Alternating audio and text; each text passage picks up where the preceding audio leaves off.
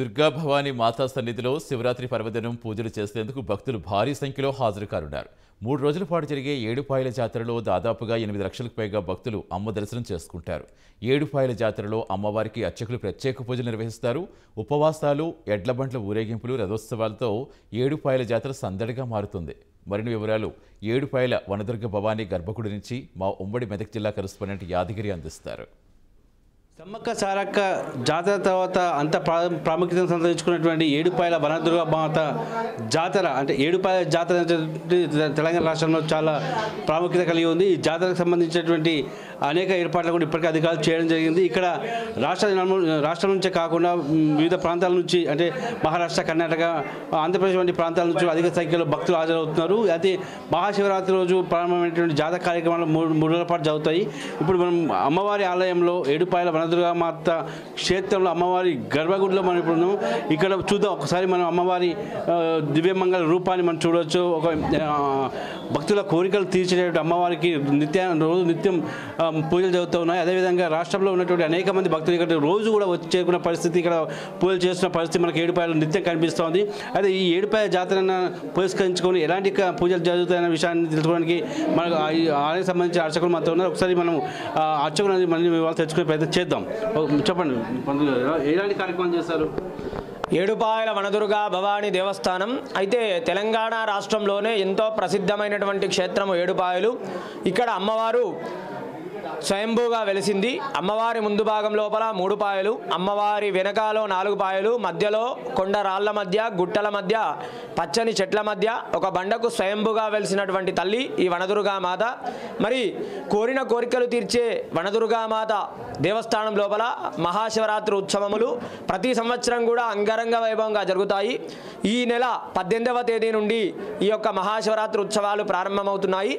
మహాశివరాత్రి రోజున ఉపవాస దీక్షలు, ఆ రోజు ఉదయాన్నే అమ్మవారికి విశేషంగా అభిషేకము, అదేవిధంగా పంచామృతాలు, వివిధ రకాల పండ్ల రసాలతో అభిషేకము, సహస్రనామ కుంకుమార్చన, అదేవిధంగా అమ్మవారికి చతుషష్ఠుపచార సహిత పూజ, అదేవిధంగా రాజోపచార పూజలు, విశేషమైనటువంటి అమ్మవారికి సంబంధించినటువంటి పూజా కార్యక్రమాలు జరుగుతాయి.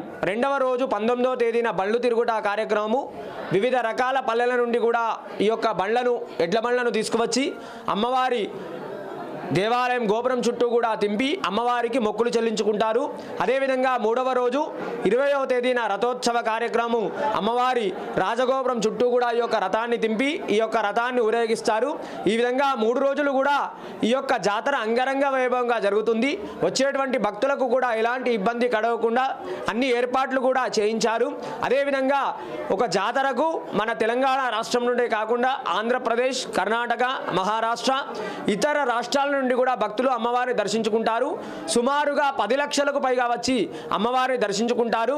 ఈ యొక్క అమ్మవారిని దర్శించుకోవడం వల్ల ధర్మానికి లోబడే సకల కోరికలు అన్నీ కూడా నెరవేరుతాయని చెప్పి భక్తుల యొక్క విశ్వాసము. అమ్మవారికి ఇక్కడ మొక్కుబడులు చెల్లించుకొని ఓడిబియ్యాలు తీసి అమ్మవారిని దర్శించుకుంటారు. వచ్చేటువంటి భక్తులకు కూడా ఎలాంటి ఇబ్బంది కలగకుండా ప్రభుత్వం తరపున నిధులు కూడా కేటాయించడం జరిగింది. ఎమ్మెల్యే పద్మా దేవేందర్ రెడ్డి గారు, అదేవిధంగా చైర్మన్ బాలాగౌడ్ గారు, ఆలయ ఈవో సారా శ్రీనివాస్ గారు అన్ని ఏర్పాట్లు కూడా చేయించారు. వనదుర్గా భవానీ మాతాకి జై. ఇది పద్దుగా చెప్తున్న వివరాలు. మొత్తం మీద ఏడుపాయల జాతర అనేటువంటి చాలా ప్రతిష్టాత్మకంగా కొనసాగుతుంది. లక్షలాది మందిగా జనాలు 3 రోజుల పాటు వస్తారు.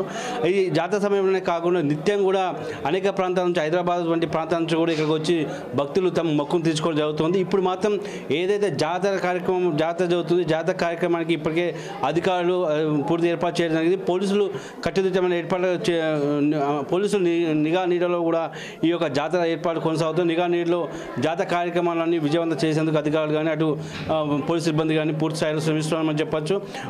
ఆలయానికి సంబంధించిన పూజా కార్యక్రమాలు కూడా పర్ఫెక్ట్గా ఏదైతే జరిగేందుకు గాను పూర్తి ఏర్పాటు చేసినట్టుగా మనకు అర్చకులు తెలియజేయడం జరుగుతుంది. కెమెరా పర్సన్ ప్రవీణ్తో కలిపి ప్రైమ్ న్యూస్ కోసం యాదగిరి గౌడ్.